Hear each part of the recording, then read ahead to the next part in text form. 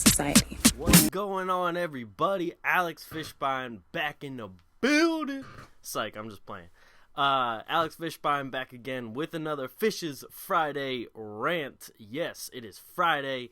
It is the every other week thing still going, and then in between we got some Atlantic Files going in there as well. So there was an Atlantic Files last week, so we got Fisch's Friday rant this week. And the offer still stands if you go onto our iTunes page, which the link will be in the description on the YouTube, the YouTube video, like on YouTube, and it'll be in the description in the post on our website.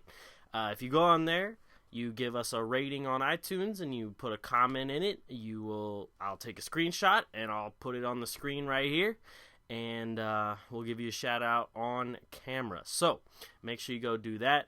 Follow us on SoundCloud, all that good stuff with all the podcasts. This video obviously gets posted here on Friday on YouTube, and then either Sunday or Monday onto our iTunes page and SoundCloud. So definitely get that going. And as I've been saying before, if you could just do one thing for me, and that is share this with one friend. If you like it, just share it with one friend, and we'll get this thing circulating, and we'll get a lot of people like around to maybe ask some questions, and we'll maybe in the future make it a little longer so we can field some questions if anyone has a question or wants me to rant about some specific basketball topic, whatever the basketball topic may be. Anyway, let's jump into the actual program. We're going to start off with the Houston Rockets and that playoff series with Golden State. Then we're going to jump into Andre Drummond talking about the free throws. Then we are going to finish off with some of the coaching searches, some of the coaching hires going around so far. So, first things first, the Houston Rockets. This, I really don't know how else I can describe the Houston Rockets season other than it was a joke. Like, all right, this team got to the Western Conference Finals last year. They had a lot of people were saying that Mikal should be Coach of the Year candidate. You had James Harden looking to be a lot of people's thought was the MVP, ended up being the runner-up for MVP. They looked like a very, very nice, very up-and-coming team. And, like, that was really, like, the first year that the whole core came together. They got the surrounding players with them and everything, and they didn't have Beverly. So everyone was thinking, okay, they got it this far without their starting point guard. Maybe they'll add another playmaker next year, and they get Beverly back, and it'll be an even better year. Well, it completely flipped.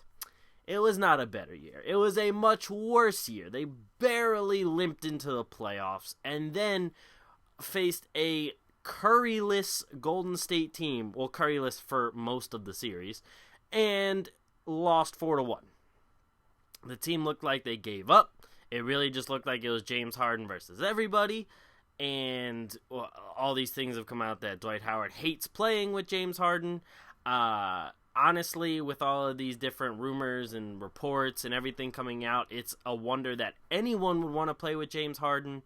They got Mikal ran out of town. The defense is horrid. There's just so many things you can say after this season that is just crazy that they even got into the playoffs over Utah. Personally, I think that a lot of basketball fans in general would have much rather seen this series if it was Golden State and Utah rather than Golden State and Houston, especially if say Utah did make it and Curry still did get hurt. It would be really interesting to see a Utah versus Golden State without Steph Curry, because Utah has been able to play them very, very well even with Curry.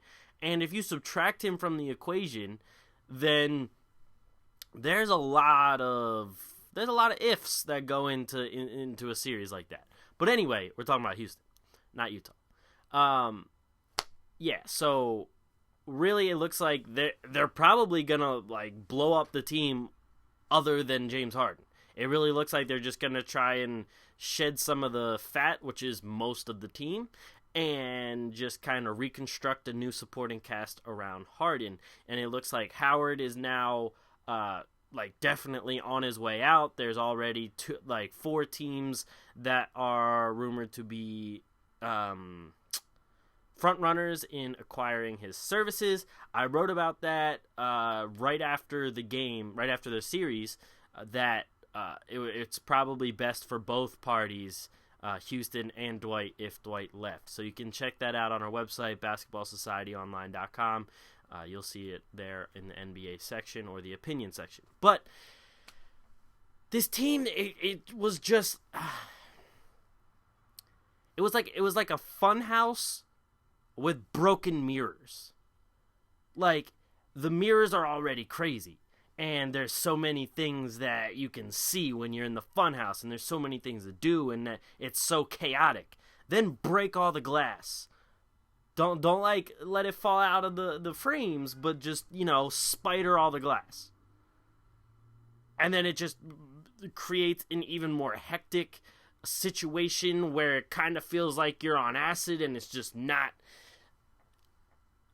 like, things aren't right, and you know that it's not going to end well, but at the time it's like, who knows, maybe something's gonna happen. And that's kind of what Houston's season was like. I mean, that's not, first off, that's not based off experience. Let's just throw that out there. I was not saying this whole acid trip based off of experience. I've never done that. We're just gonna clear the air now before anyone starts talking about that. But I mean, that's pretty much what this season was like for Houston. It was just so many different turns, so many different twists, and then you still have James Harden, who, like, in the beginning of the season was playing quite terribly. I mean, the entire team was playing quite terribly. It's probably why McHale was chased out of town. But then, Harden at least started to play more up to the level that we have come to expect after last season. And it just wasn't enough. There just wasn't enough evidence to make anybody believe that this team was going to get back to the Western Conference Finals.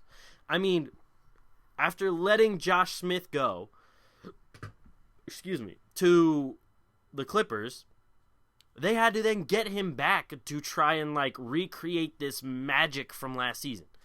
And if you're trying to get back a very much so past his prime Josh Smith to just recreate some magic that you had from last season, I think that's where you can start, assuming that this is bad. It's all bad. If that's what you're counting on to try and rekindle something with this season, you're in trouble. Like some Taylor Swift trouble. You're in trouble. So there were just a whole lot of signs this entire season that they weren't going to really get as far as they did last year, or it wasn't even going to end up as a victory kind of season. How that you can have a rebuilding team, and maybe they make like the Celtics last year. So they're rebuilding, but they still make the 8th seed. And it's okay, that's a moral victory. We're still rebuilding, but we still got to that 8th seed. And then they got to a higher seed this year. Those are the victory seasons without winning a ring yet. You can tell you're on your way. And so last season was more of a victory season for the Houston Rockets. They were more of hey, we might have lost in the Western Conference Finals to the Warriors, but we were one step away from the finals. We ended up losing to the eventual champions, and we're right there. We needed to just add a couple more pieces, and we can get this. But then you hit this season, and it's what just happened? Like, what's going on? Why did we regress? And you look at all of the player attitudes and the chemistry and the morale of the team, and then you understand it's like, oh, well, Howard and Harden aren't getting along, and those are our two best players. And then the rest of them kind of have a little bit of an attitude from not playing or not getting the ball. And that's the supporting cast. Huh. And you know what this made me think of? It made me think of everybody talking about Sam Hinkie's failed situation where he looked at all of the players like assets and not human beings and saying that their attitudes and their chemistry mean a lot, as well as the stats that they can put up. And Hinkie is from that Daryl Morey experiment out there in the front office of Houston.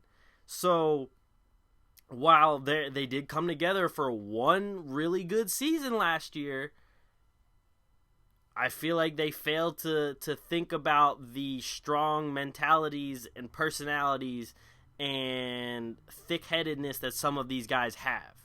There are a lot of people that have come that have come out and said just Harden is uncoachable. I'm not sure if I believe he's uncoachable. There's still, I still think if you get the right guy, he'll definitely listen. But there's just a lot of evidence that Harden maybe isn't the greatest teammate. And yes, they did go out and get a superstar in James Harden, but you know, you got to get a guy who you can surround people, who you can get people to surround him with that also enjoy playing with him, because if they don't enjoy playing with him, they're not. You'll see those kind of results translate onto the court, kind of what happened in this series. So that's going to be the biggest part of this offseason, is not only finding the talent and the skill to put around James Harden, but also people who want to play with Harden and will always be okay with him being a ball stopper and one who has to have the ball to create. You have to have people surrounding him that are like that. That's the only way it's going to work. So that'll be a big part of this offseason, and it'll probably be a big part of the reason why Morey keeps his job or not. That's just plain and simple, like, how it's going to work. Anyway, moving on to Andre Drummond and talking about underhand free throws. Now, he said, he had the worst free throw shooting season of all time.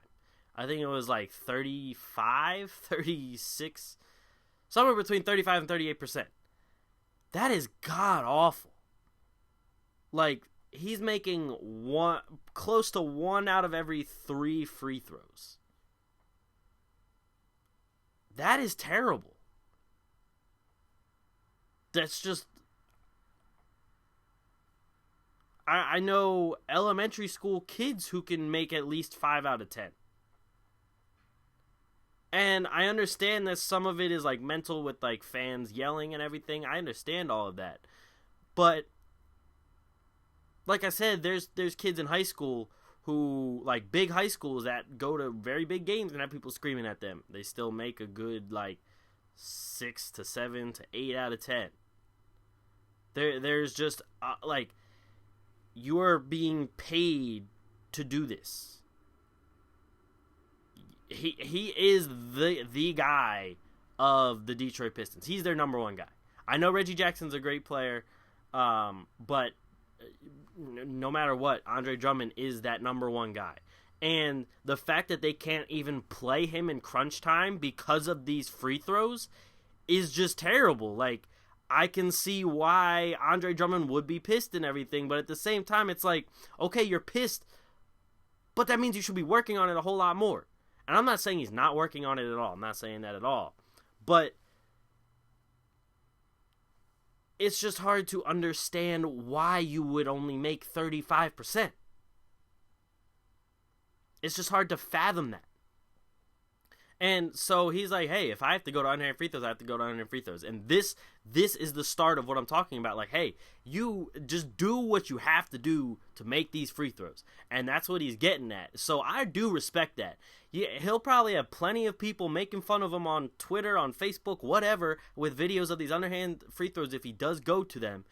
But if he's making them, who cares? If he can make at least 6 out of 10 of these underhand free throws when he couldn't with a regular shot, who cares what people say? You're on the free throw line getting these free points that you should have been getting before. So if this is going to work for you, then by all means, go for it. Do it. Work at it. Whatever it may be. But the other thing is, like, underhand shots aren't that easy, first off. There's a lot of, like, the arc to it and the projection to it and like getting enough push on it with enough lift. It's not like an underhand shot is that easy. I know guys who can make 10 out of 10 threes with a regular shot and then make 1 out of 10 with an underhand shot. So it's not like granny shots are all that easy. But even still, if it works for him, hey, do it up.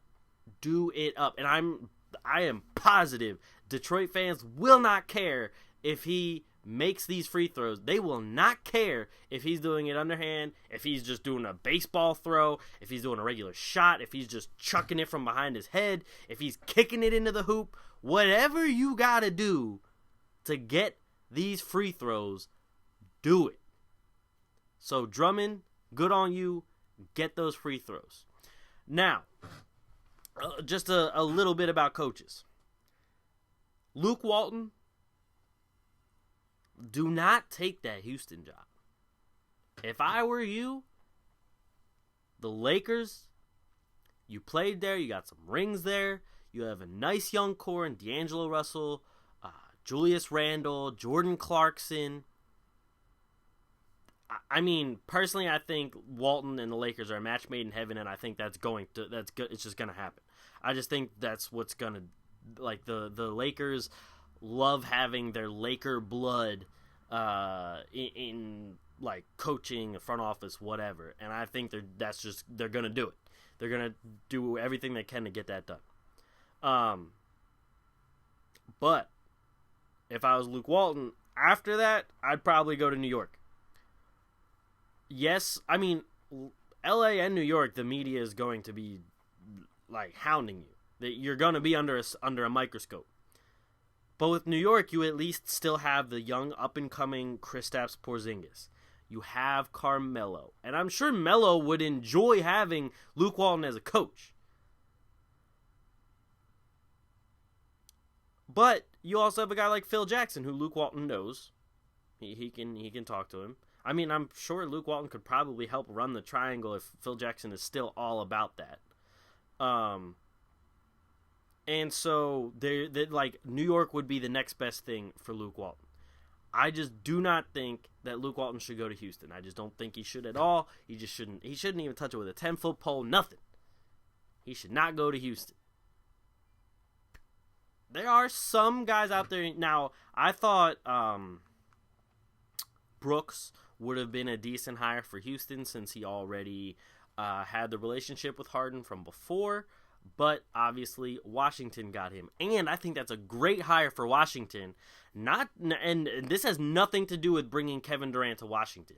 I think that Brooks will be a great coach alongside, to help out Wall, Beal, Otto Porter, all of those guys. I think he's going to be a great coach for them and whoever they get through the draft this year. And I don't even think he'll attract Kevin Durant to Washington. I don't think he will. I don't think Kevin Durant is going to go to Washington anyway. So I don't think that this Brooks hire is just for that. I think this Brooks hire makes sense. Just makes logical, perfect sense for Washington. Another guy that I think would be good for New York would be David Blatt.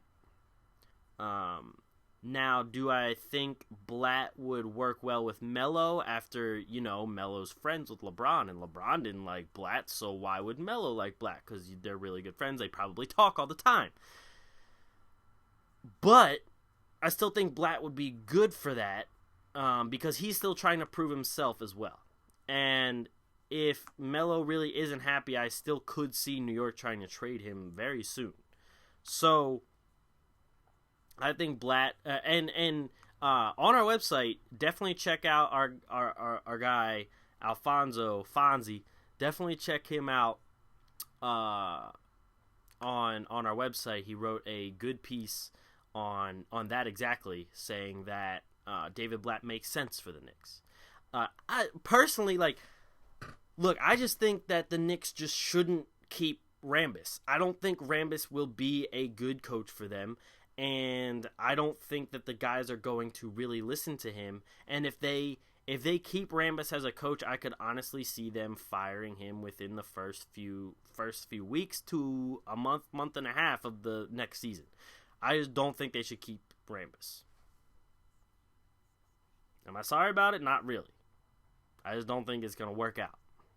And I know a lot of Knicks fans think the same thing. A lot of them don't want Rambis. And Phil Jackson is, for some reason, set on Rambis. And I know that, he knows Rambis and that Rambis can run the triangle and blah, blah, blah, blah, blah. But, maybe the triangle isn't going to work in New York, Phil. Maybe the triangle just isn't the thing to take the Knicks to the finals. I don't know why I use that accent, but just maybe it's not. All right? Maybe you just got to get off the triangle wagon and just try something else. Let the coach decide what kind of strategy he wants to use to get this team to where they want to go. Maybe. I don't know. You got the rings. I don't. So I'm going to let you decide. I'm going to let you finish. But I'm just saying. Anyway, that's it for me, guys. Thank you for listening and watching another episode of Fisch's Friday Rant. Make sure you check out our website, basketballsocietyonline.com. Make sure you check out our Twitter, @bballsociety_. I am @thatkidfisch. That's Fisch. And I'll see you guys next week with an episode of the Atlantic Files. So thank you guys, and I'll see you next time. Peace.